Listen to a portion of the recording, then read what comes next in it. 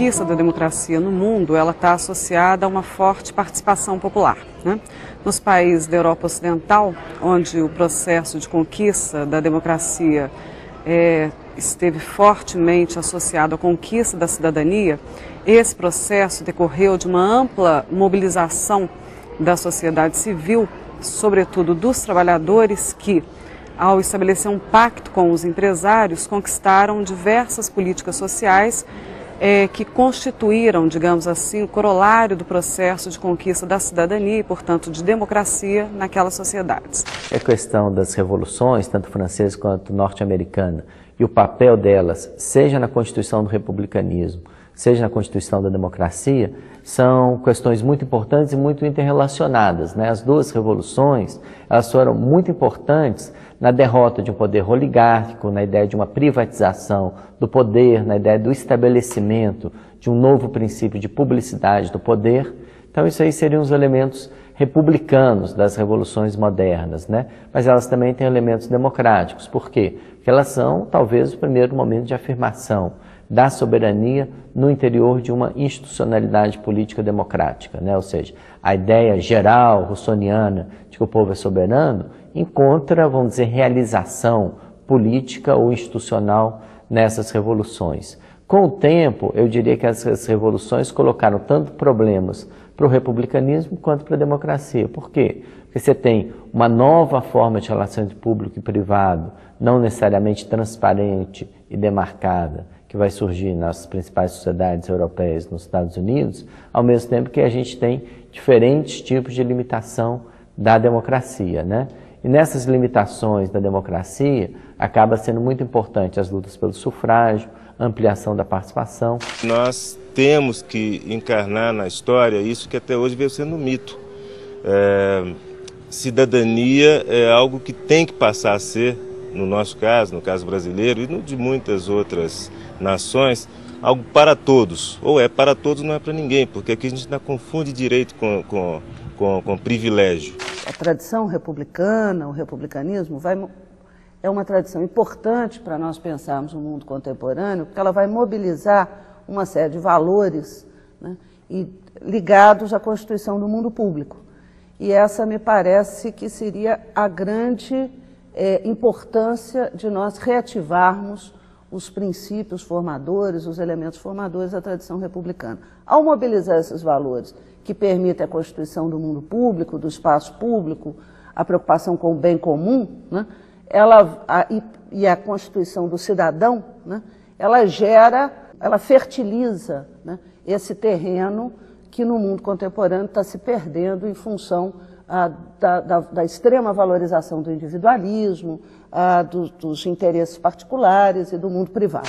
A democracia, eu acho que é uma palavra que a gente tem que ressignificar assim, e dar um significado novo para ela. Então, para mim, democracia é pluralidade, né? Tem tudo a ver com a pluralidade e me parece que a gente vive hoje num país democrático, mas a gente tem que radicalizar a democracia, né? Tem que levar a democracia ao seu extremo, enfim, de todas as formas. E para mim isso significa valorizar a pluralidade, o pensamento plural. Para mim a democracia hoje no Brasil, enfim, ela passa por um momento importante, mas ela tem que ser ressignificada para não se tornar uma palavra vazia. A preocupação com a qualidade da democracia, né, está intimamente vinculada ao seu dinamismo societário. Porque eu acredito que quanto mais a sociedade brasileira se mobilizar, se atentar, né, para as questões gerais do seu próprio governo, da sua própria sociabilidade, mais as instituições dessa democracia estará fortalecida, né? Então você tem aí uma relação direta, né, entre a qualidade da república sob a qual nós vivemos, né, da sua forma de governo, que é a forma democrática de governo, bem como da sua própria sociedade. Dissociar isso é fragilizar essa relação, é fragilizar a qualidade das instituições né, que regem essa própria democracia.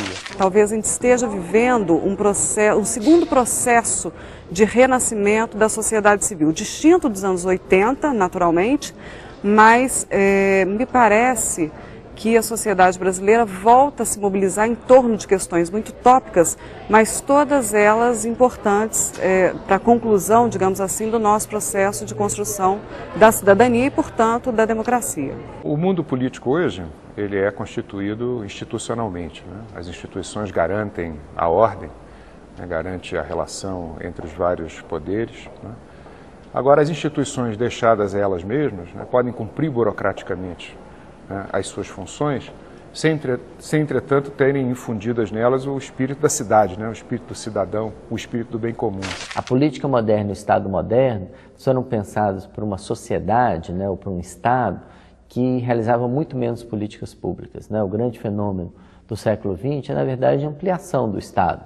Ampliação do Estado no sentido de que toda uma pauta de direitos sociais, de bem-estar, ela foi sendo reivindicada pela sociedade, atendida pelo Estado, e ela implicou em criação de estruturas burocráticas para implementá-la, né? Se a gente pensar, por exemplo, direito à aposentadoria, então você tem que ter um instituto de aposentadoria. Direito do trabalho, então você tem os tribunais do trabalho, né, para pegar todos os direitos vinculados a essa questão, férias, etc., né? Direitos sociais do tipo educação, saúde, mais uma vez nós temos burocracias. Qual que é o problema, né? Burocracia e democracia, vamos dizer, são categorias antitéticas, né? Em geral, o princípio da burocracia é a hierarquia, né? E um princípio de quem tem acesso a determinadas estruturas do poder. A participação popular se efetiva a partir de alguns momentos em que a classe se vê e vê a necessidade de disputar espaço político devido à sua perda de espaço e à sua opressão constante. Então, a gente percebe que em períodos de exceção é justamente os períodos em que a classe mais se organiza. Mobilizar a tradição do republicanismo me parece ainda mais importante se nós pensarmos que nós temos uma república sem republicanismo, ou seja, uma república que não é atravessada pelos valores do republicanismo. Na hora que nós pensamos na democracia participativa e nas instituições participativas, nós vamos perceber que tem um casamento entre a república, a democracia participativa e as instituições. Por quê? O que a democracia chama, né, em diálogo com a tradição republicana, é exatamente a ideia da cidadania, a ideia de que o indivíduo deve se mobilizar para atuar na defesa de interesses que não são só os interesses particulares, mas que permitem a constituição de interesses comuns e aí isso leva a nós pensarmos na ideia de um espaço público e de um mundo público mais forte. A participação popular é a chave que vai fazer com que a gente consiga construir tanto a democracia, no sentido mais concreto do termo, quanto a cidadania, no sentido da universalização dos direitos, entre eles o mais importante, que é o direito de saber que se tem direito.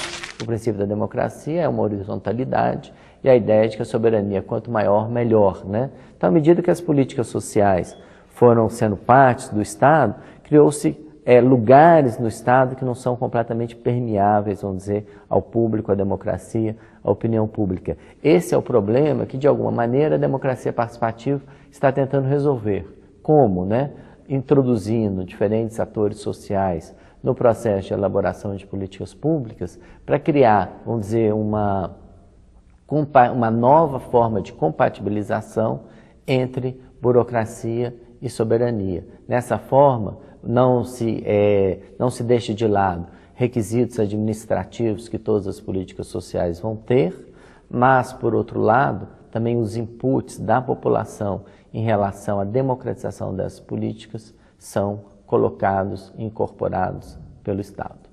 No caso das instituições participativas é ainda mais significativo, porque elas têm um pé no republicanismo. Se você pensar, por exemplo, a ideia dos conselhos, que vai ser reativada pelas instituições participativas, você vai ver que a origem da ideia de conselhos está no século XVIII, né? Vem das grandes revoluções do século XVIII, as sociétés são os conselhos que surgem na Revolução Francesa.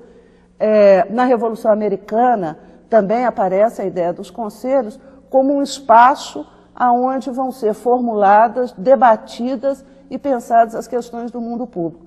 No século XX, os conselhos aparecem nos soviets, né, e aparecem na última Revolução Republicana, que é a Revolução de Veludo, né, na Tchecoslováquia, que funda a República Tcheca e a República Eslovaca. Quanto mais densa é essa sociedade do ponto de vista da sua participação, da sua mobilização, melhor, né, será a atribuição de sentido, de legitimidade a essas próprias instituições. Daí a participação cívica, não só a participação política, ser fundamental para a gente pensar, né, a qualidade da própria democracia e da própria república sob a qual nós vivemos. A questão de quão republicano e quão democrático as sociedades contemporâneas vão ser, continua sendo uma questão em aberto. A cidadania, eu acho que é tudo que aumenta a potência social, a produtividade social e a potência social. Qual tipo de participação que nós queremos efetivamente? A participação política organizada é o que garante a consolidação da democracia no país. Como que se torna cidadão, como se constrói cidadão, não é algo natural, não é algo que tem que ser construído.